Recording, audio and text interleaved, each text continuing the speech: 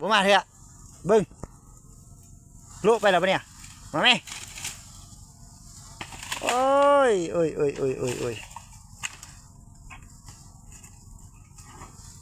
บ่ยากหรอกก็บ่กินวะไอ้ลุเฮ็ดหยังยากแล้วก็เมื่อเอาลุไปหยังมันเพิ่นนำศอกอยู่โอ้เจ้านี่พุ่นไปหาบุญศักดิ์เพิ่นไว้ซุมาเอกครับซุมาเอกนี่ลิ้นนำละลิ้นนำละเอกอยู่นี่แหละ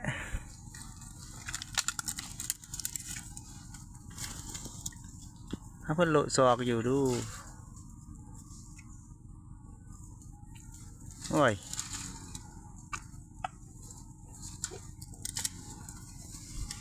พุ่นเบิ่งบุญทรัพย์พุ่นกินหญ้าพุ่นไอ้เต้อเราเป็นโล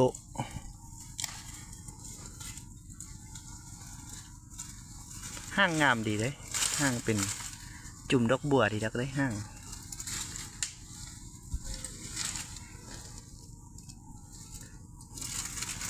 เล็บซุ่มตุ่มว่าเด้พี่น้องถ้าใหญ่มานี่ตกมันแล้วนี่อย่างน้อยไม่ห้างยาวเลยห้างลากดินเลยห้าง